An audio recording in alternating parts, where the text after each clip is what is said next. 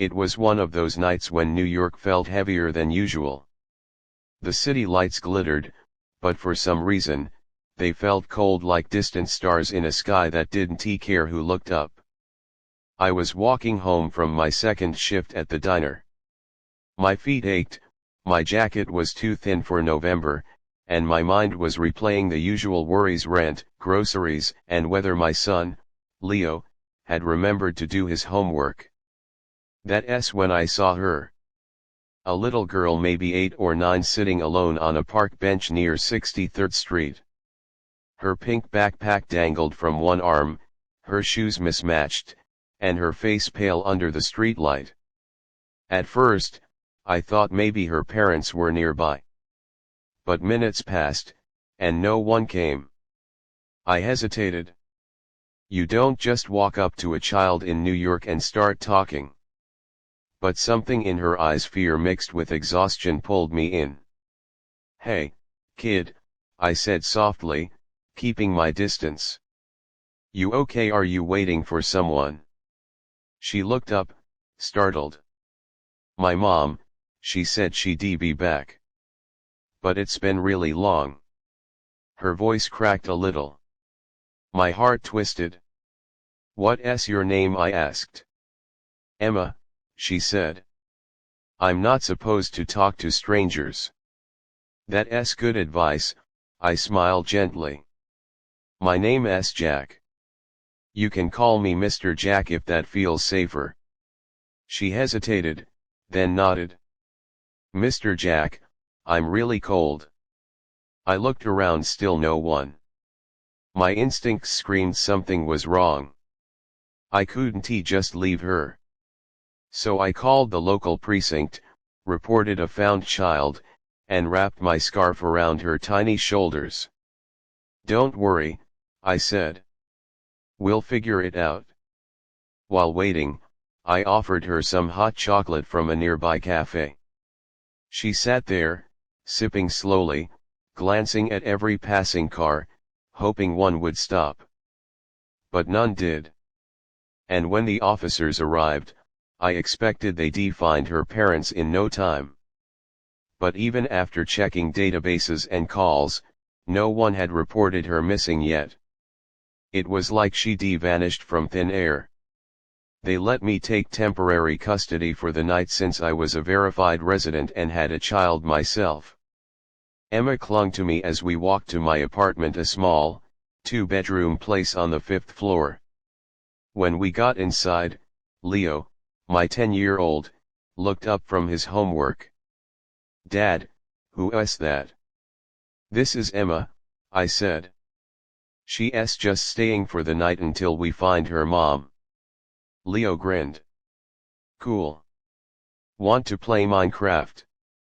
Emma gave a shy nod. Watching them laugh together, something softened in me. I'd been living in survival mode since my wife passed 3 years ago. But that night, hearing 2 kids giggle under my roof again, it felt like home was breathing. The next morning, I made pancakes, burned half of them, as usual, and called the police for updates. Nothing. No leads. Days turned into a week. Then 2. And by then, Emma had become part of our rhythm. She helped Leo with homework, insisted on feeding our cat, Muffin, and loved sitting by the window drawing pictures of families holding hands. One evening, while tucking her in, she said quietly, "Mr. Jack, do you think my mom forgot me?" The question hit like a knife. I knelt beside her bed. "No, sweetheart. No mother forgets her child. Sometimes, life just gets messy. But I promise we'll find her." And I meant it. I didn't know that promise would change everything. It was 3 weeks later when the knock came. A tall woman stood at my door, dressed in a gray coat that looked more expensive than my rent. Her eyes, sharp, tired, and desperate, met mine. "Are you Jack Miller?" she asked. "Yes." Her voice trembled. I'm Emma's mother. I froze. My heart raced. You're what? Before I could process, Emma came running. Mommy. The woman fell to her knees, tears spilling as she hugged her daughter. I stood there, speechless, as relief and confusion crashed inside me. When they finally broke apart, she looked at me again. I've been searching everywhere. Someone took her from my car 2 months ago. The police thought it was a kidnapping. I blinked. Kidnapping, but, she said you left her at the park. She shook her head. No. She must have been dropped there when they panicked. Her story unfolded: a wealthy CEO named Clara Dawson, running a tech empire. She offered a ransom, worked with private investigators, but nothing. Until now. And somehow, I was the one who found her child. Over the next few days, Clara and I stayed in touch. She insisted on rewarding me, but I refused. I didn't do it for money, I said. I just couldn't leave her alone. That answer seemed to surprise her. Maybe she wasn't used to people saying no to her. She started visiting more often, bringing Emma to see Leo, baking cookies, helping me fix my leaky faucet like it was normal life. One evening, after the kids fell asleep, we sat on my fire escape watching the city lights flicker below. She said quietly, "You remind me what real kindness looks like. I live in a world where people only care about what they can get. But you just gave." I shrugged. Maybe because I know what it's like to lose everything. Her eyes softened. Your wife? Yeah. Cancer. 3 years ago. She looked down, whispering, "I'm sorry."